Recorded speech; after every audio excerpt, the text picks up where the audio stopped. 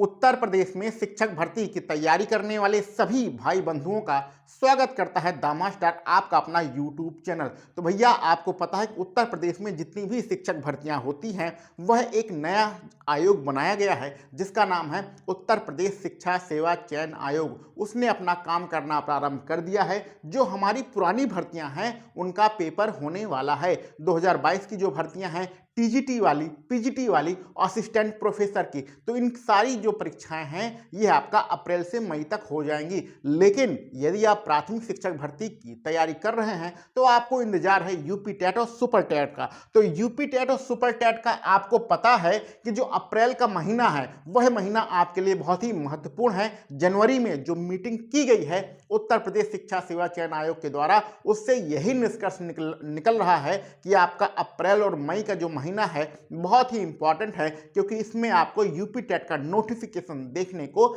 मिल सकता है। उत्तर प्रदेश में कितनी प्राथमिक भर्ती आएगी, 27,000 आएगी, 50,000 आएगी, 85,000 आएगी, इसकी बातें हम लोग बाद में करेंगे, क्योंकि जो आपको डाटा, एग्जैक्ट डाटा निकल के आएगा वो आपको 1 अप्रैल को निकल आएगा। क्योंकि प्राथमिक में जो अध्यापक रिटायर होते हैं उन सबका जो डाटा होगा वो 1 अप्रैल को ही निकल के आएगा। तो पिछली जो शिक्षक भर्ती थी 69,000 शिक्षक भर्ती, उसमें हम भी थे, उसको क्वालिफाई करके सहायक अध्यापक के रूप में आज लगभग 5 साल हो गया है काम कर रहे हैं। तो आपको एक अच्छा गाइड कर सकते हैं, एक अच्छी सलाह दे सकते हैं कि भैया गलती कहां पर नहीं करनी है, कौन सी गलती नहीं करनी है और कौन सा काम करना है। 150 नंबर का जो सुपर टेट का पेपर होता है उसमें आप जो है 150 के 150 नंबर की तैयारी नहीं कर सकते हैं। हाँ, कुछ लोग ऐसे होते हैं जो 145 नंबर ले आते हैं, लेकिन वो कैसे लाते हैं वो सारी चीज़ें आपको पता है। तो बहुत सारी गलतियां हम लोग पढ़ने में करते हैं, बहुत सारी गलतियां तैयारी करते समय करते हैं। बहुत सारे मेरे मित्र ऐसे हैं जिन्होंने अपनी छोटी छोटी गलतियों के कारण उनके 7-8 साल बर्बाद हो गए। 2019 में जो भर्ती थी उसमें उनका 1-2 नंबर से रह गया और 1-2 नंबर से रहने के कारण आज भी वह प्राइवेट ट्यूशन पढ़ा रहे हैं या कहीं कोचिंग पढ़ा रहे हैं या कहीं पर प्राइवेट स्कूल में पढ़ा रहे हैं। और इसमें प्राइवेट स्कूल पढ़ाने में आपको कितना रुपया मिलता है ये सारी चीज़ें आप लोग जानते हैं। तो ज़िंदगी बहुत ही ज़्यादा कठिन है, जो मौके मिले उसको छोड़ना आपको बिल्कुल भी नहीं है। चलिए अब अपने काम की बातें करते हैं। तो यहाँ पर हम लोग सिर्फ प्राथमिक शिक्षक भर्ती की बात करेंगे। टीजीटी और पीजीटी मेरा सिलेबस नहीं है, मैंने टीजीटी की तैयारी नहीं किया है, पीजीटी की तैयारी नहीं किया है, असिस्टेंट प्रोफेसर की तैयारी नहीं किया है, तो उसकी बातें हम लोग नहीं करेंगे। हमारा एकमात्र उद्देश्य प्राथमिक शिक्षक भर्ती है, चाहे वो बिहार वाली प्राथमिक शिक्षक भर्ती हो और चाहे उत्तर प्रदेश वाला सुपर टेट की प्राथमिक भर्ती शिक्षक भर्ती हो। लेकिन जब प्राथमिक शिक्षक भर्ती आएगी तो उससे पहले आपको यूपी टेट देना पड़ेगा। जो यूपी टेट का सिलेबस होता है उसका लगभग 80% सिलेबस आपको सुपर टेट में देखने को मिलता है। तो बिना यूपी टेट में अच्छे नंबर लाए आप सुपर टेट क्वालिफाई नहीं कर सकते हैं। बहुत सारी स्टूडेंट ऐसे हैं कि जो सोचते हैं कि मेरा 90 पासिंग मार्क होता है उतना यूपी टेट में आ जाए और मैं सुपर टेट की तैयारी कर लूँगा। भैया सुपर टेट आपका नहीं निकलेगा, कभी नहीं निकलेगा।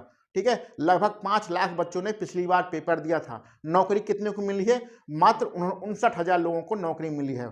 ठीक है, तो बात को समझिए, कंपटीशन बहुत ज़्यादा टफ है। तो इसका 80% सिलेबस ही आपको सुपर टेट में देखने को मिलेगा। तो जब तक इसमें आपके अच्छे नंबर नहीं आएंगे तब तक आप कैसे उम्मीद कर सकते हैं कि सुपर टेट में अच्छे नंबर आएंगे। तो सुपर टेट पढ़ने से पहले यूपी टेट आपको टॉप करना पड़ेगा। टॉप करने का मतलब कम से कम 120 नंबर लाना पड़ेगा, 110 नंबर लाना पड़ेगा, 125 नंबर लाना पड़ेगा। इतना तो अपना टारगेट बना के चलना ही पड़ेगा।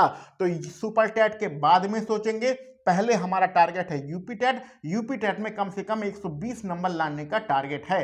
तो यूपी टेट का सिलेबस आपको पता है, आपके 5 सब्जेक्ट होते हैं। यहाँ पर हम जो तैयारी कराएंगे वो अभी सिर्फ 4 सब्जेक्ट की कराएंगे। आप लोग पिछले 4-5 साल से तो पढ़ ही रहे हैं। हिंदी भी आपने पूरा पढ़ लिया है, मनोविज्ञान भी आपने पढ़ लिया है और पर्यावरण भी आपने पढ़ लिया है। तो कुछ पढ़ाना नहीं है, कुछ पढ़ाना नहीं है। यूट्यूब में बहुत सारे लोग पढ़ा रहे हैं, पढ़ाना कुछ भी नहीं है। मैं सिर्फ आपका जो अपना अनुभव होगा वो आपको बताऊंगा और क्या करना है। हमें एक फिक्स टाइम पे आना है। हिंदी पढ़ने के लिए 11 बजे, मनोविज्ञान 12, पर्यावरण पढ़ने के लिए आपको दोपहर में 1 बजे आना है और उसमें 30 प्रश्नों का टेस्ट लगाएंगे। क्या लगाएंगे भैया?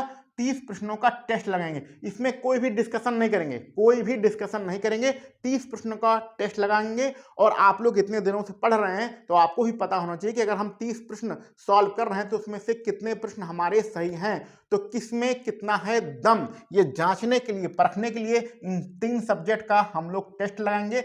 ये इसकी टाइमिंग है, टाइमिंग आप याद रख लीजिएगा। और हमारा जो मेन सब्जेक्ट है, मेरा जो मेन सब्जेक्ट है वो गणित है। नौकरी मिलने से पहले ही हम एसएससी के और जो रेलवे के बच्चे होते हैं एनटीपीसी वाला जो 2018 में आई थी, तो उसकी कोचिंग पढ़ाते थे। तो मेरा मेन सब्जेक्ट है गणित। तो गणित हम लोग कॉन्सेप्ट के साथ पढ़ेंगे और ट्रिक के साथ पढ़ेंगे। कॉन्सेप्ट ट्रिक बिल्कुल सिंपल मेथड, बिल्कुल आसान तरीके से गणित पढ़ेंगे। और ये आपकी क्लास मिलेगी शाम को 5 बजे। तो शाम को 5 बजे गणित के लिए और बाकी अन्य क्लासों के लिए आप लोग तैयार रहिएगा। भैया अभी से तैयारी चालू कर दीजिए।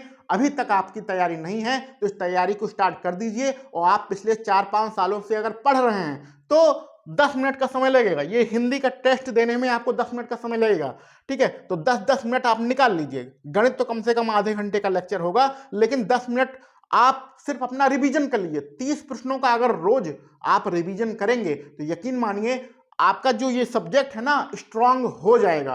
अगर आप बीपीएससी की तैयारी कर रहे हैं तो ये गणित वाला लेक्चर जरूर देखिएगा, गणित का लेक्चर जरूर देखिएगा। इसमें बहुत कुछ आपको सीखने को, जानने को मिलेगा।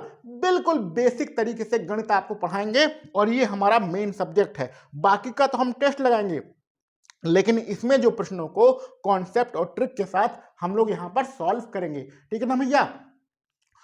तो चलिए बाकी बातें बाद में करेंगे, प्रैक्टिस सेट लगाएंगे, उसी समय हम लोग बाकी बातें करेंगे। मिलते हैं कल सवेरे 11 बजे। आप सभी लोगों को वीडियो देखने के लिए बहुत बहुत धन्यवाद।